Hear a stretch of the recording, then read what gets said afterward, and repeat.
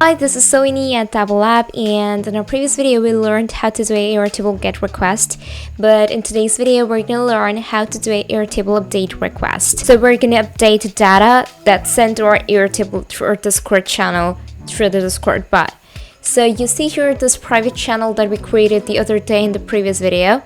My idea here was to protect customer information, as we shouldn't let other people to have access to our database. So that's why I created this personal private channel where only admins will be able to retrieve customer data through our Airtable base.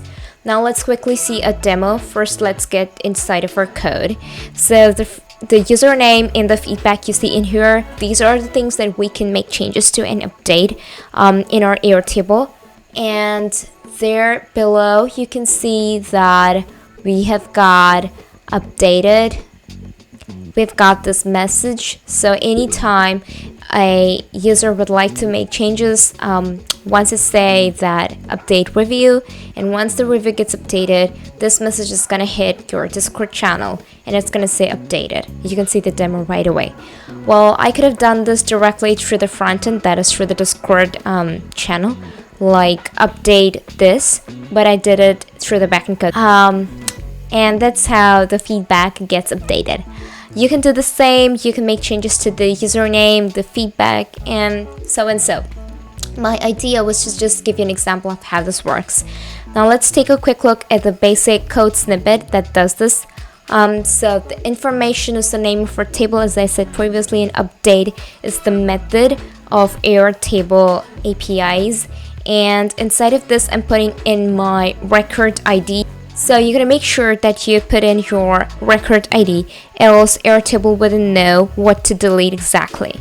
So it will refer to your record ID and it will make changes to your username, feedback. So that's working like a unique identifier of your data. So those are the three parameters. We have the username, feedback, and time of creation. And then we've got this basic code snippet that if there's an error, we're gonna log it.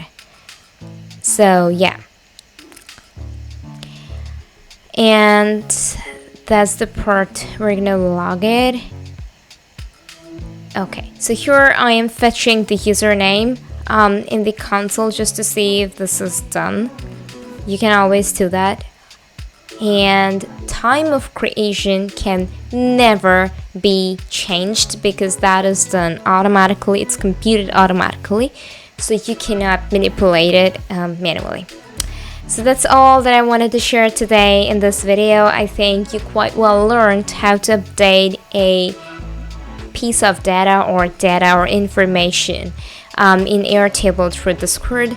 So if you want to have full access to the code, do not forget to check out the repo that we have in the description below.